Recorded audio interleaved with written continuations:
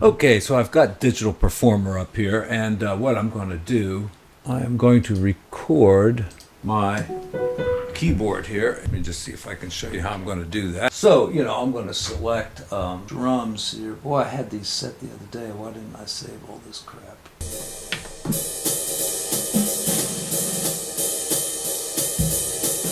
I think I'll give myself 2 bars of introduction. All right, there's my great drumming work there. So now the next thing I'm going to do is lay down a little bass line. And, just talking about this song a little bit. It starts off with that C minor major 7th, so I'm going to do something like, just outline the chord like that. And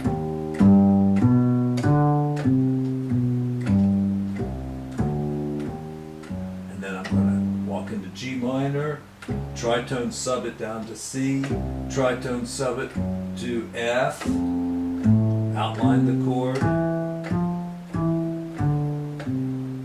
walk down to B flat, and walk right up to E flat.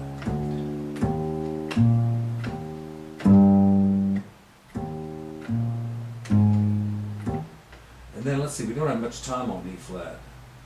So just do a quick something like that. Outline the D flat chord, half step into D minor, tritone sub up to G and back to C. And here on the C, we can get more adventurous, so we can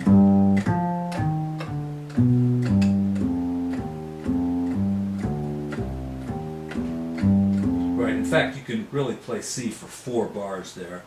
You don't really have to do that G minor. 1, 2, 3, 4, 1. Well, I came in at the wrong time, so let me try it again. 1, 2, 3, 4, 1. Yeah, we're off and running. Now I'll select record. And what I'm using here is the Yamaha Motif ES. It's called Bass Velocity Growl. 1, 2, 3, 4, 1.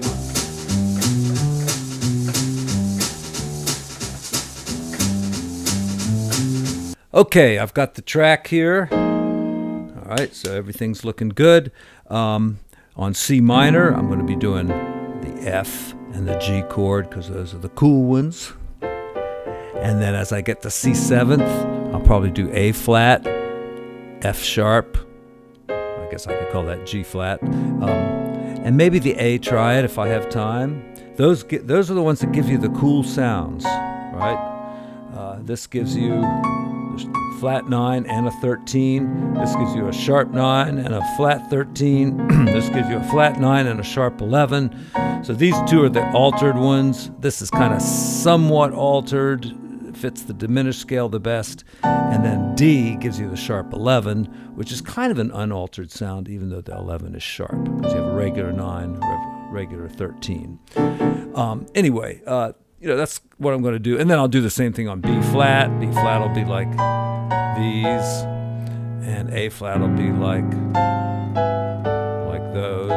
That's an F triad, an E triad, a D triad. All is going to give me nice, cool sounds. Let's get the track going, for crying out loud. 1, 2, 3, 4. 1, 2, 3, 4. 1.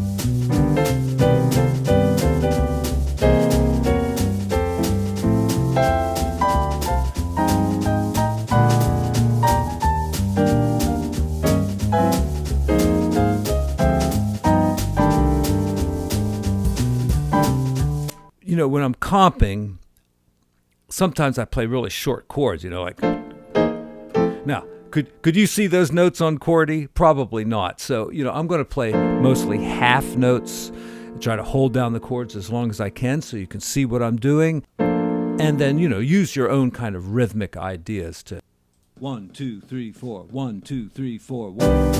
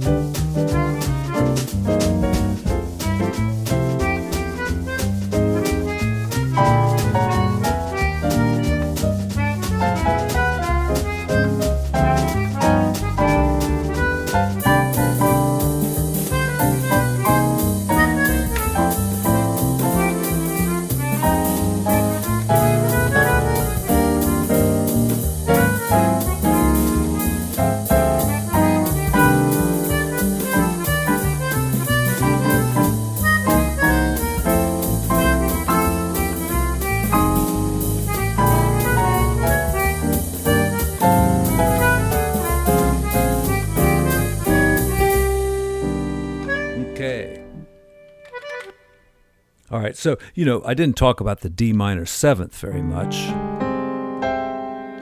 A C major chord works really nice. There's a bunch of other ones too that you can use, but this is probably one of the nicest ones. B flat is okay too. And then going to G7 there at the end. These two triads are the best. Now I'm going to solo thinking about upper structure triads. 1, 2, 3, 4. 1, 2, 3, 4. 1.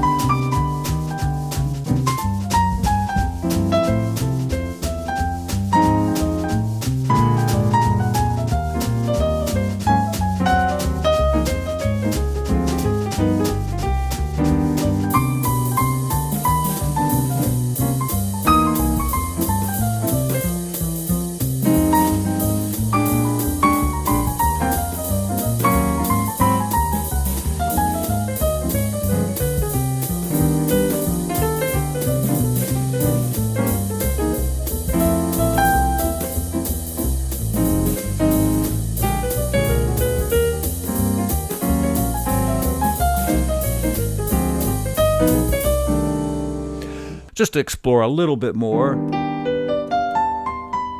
just using F triad and G triad, I came up with this, which is pretty cool sound on that.